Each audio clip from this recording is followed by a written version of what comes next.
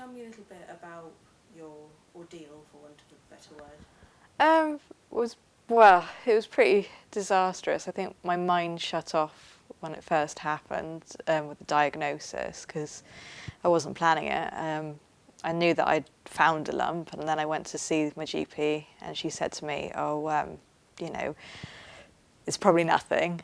Are you pregnant?" And I was like, "No, I'm not. I don't think I'm pregnant." And then obviously I found out I was pregnant, and I was waiting on the six to 11 week waiting list for a mammogram. But I was thinking, oh no, I am actually pregnant. So I was focusing on that, thinking, oh, it's fantastic. Then on the same day as my 12-week scan for the pregnancy, that's when I was diagnosed. So when you heard the word cancer, it's a scary word. How did you feel when they told you that's what it was?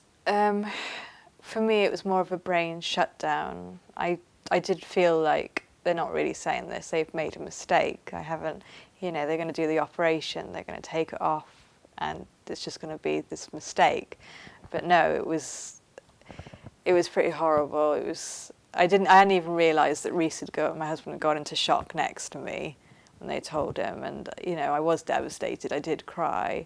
My first instinct was, well, that's it, the pregnancy's over, they're going to tell me to terminate and things like that. But I don't know, it just kind of, it was just hard. I think at the time, my brain was just like, right, well, what do I have to do? I have to do what they say because they're the experts and I'm not. Yeah. So did they tell you to terminate? What did they tell you to do No. with regards to the pregnancy? Well, I initially said to them, right, so I'm going to have to terminate. And they said, no, not unless you want to. You can, they said, because I was past 12 weeks, it was almost like perfect timing. Once the baby is past 12 weeks, all the organs are formed within the baby. It was hard then so when I was prescribed the chemotherapy, when I had to have my radiotherapy, when I had to have the mastectomy operation, I had to sign all these documents which said there is a chance of miscarriage and you could lose the baby. And it's hard having to sign a document, especially with the chemotherapy, which is like, this stuff will poison your system. You can expect to be possibly to have horrific pain, to have hair loss and all these things, right? All these side effects. Sorry, this is going to take me a while going through it, and you just think, oh my goodness. So was there ever any doubt in your mind during your pregnancy, obviously having this cancer treatment, having chemotherapy, were you ever seriously worried or concerned about if it was harming the baby? Yeah, I was worried the whole way through. Every time I had a treatment of chemotherapy, especially, Jack would start moving inside of me. He was the same as me. He went into shutdown mode. What kind of side effects were you experiencing from this treatment? It's like being run down, only like threefold. So exhaustion was a big thing.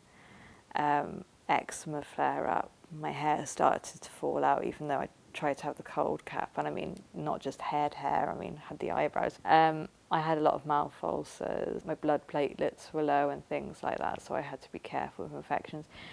Because I was pregnant, they didn't really want me going out in my low immunity weeks, so that's why I couldn't work and things, so that was hard. You had this mastectomy. Yeah. Was that a very snap decision for you? It was in the end, because initially they said to me they wanted to do a lumpectomy, but the day before my operation came, they actually contacted me, and it was like the afternoon before, and the radiotherapist, but the radiographer came back off annual leave who'd initially done my assessment, and she looked at the results again and she said, I'm not happy, I think there's more there. It wasn't a light decision to make, and I know that the breast care nurse rang me that night and she said, right, can we talk about it? And the next day my consultant surgeon actually talked me through why I had made that decision.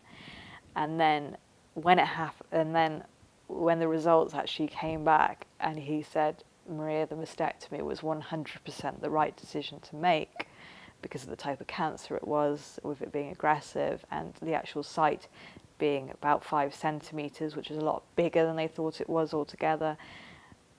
I don't know, some people have that doubt in the back of their minds. I just knew that I had to do something. It was the same when I found the lump. I was like, there's something not right, I have to get it looked at. There's never been any regret No. in making that decision? No. I mean, it was hard seeing the scar. I mean, if anything, when I first saw the scar and when I was having, because I had to have a drain put in, and that was one of the hardest physical sides of the whole thing, and it was so painful. I had to do exercises and things, and having this thing hanging off you until it comes out, you can't recover, sort of thing.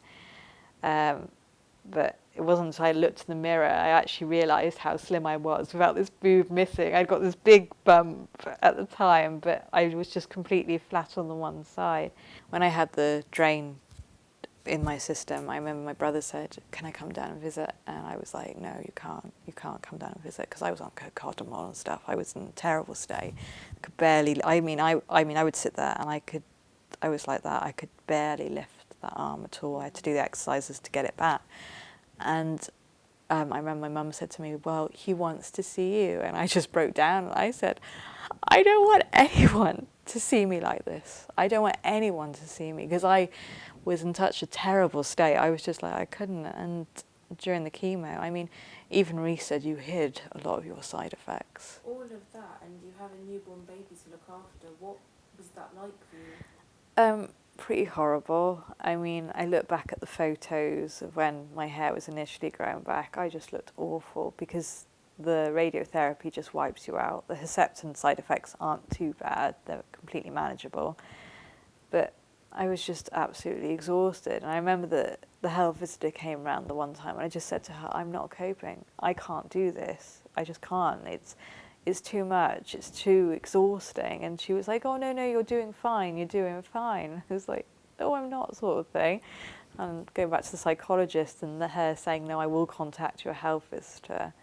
And I went to the doctors and things, and they've put me on antidepressants to come to terms, you know, because it wasn't until after Jack was born and I'm coming towards the end of my treatment, it started hitting me that how serious and how grave it was. Do you feel like a survivor? Some days I do, and some days I don't. Some days I just feel like I'm plodding through and just trying to get on with it, but I suppose that is survivor. I don't feel like, yeah, I'm standing on top of the world and everything's fantastic, because there is always going to be the fear that it's going to come back. But I can't live like that, because at the end of the day, I could walk out on the road and get hit by a bus. There's more chance of me going out on the road and being hit by a bus, God forbid, but I can't live like that. I can't live with that fear. And Jack he's just over a year old now. Yeah. How would you describe this year? How has it been for you? It's been hard. It has been hard, because I've had days where he's just been crying, and people reassure me that that's normal, that having a baby, you're going to have days where you just think, I want to throw you out the blinking window because I've had enough.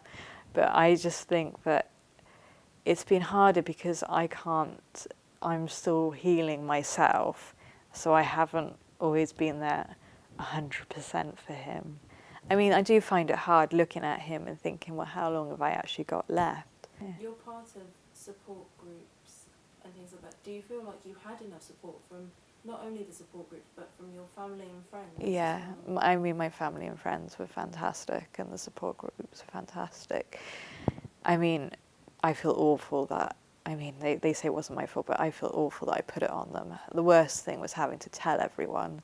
That was the whole, I was like, I just couldn't, and I did chicken out, and I was just like, said to my mum and to my husband, please, you've just got to tell people. Did you ever think, why me? Why not someone else? Why did this have to happen to me? Yeah, I do think that.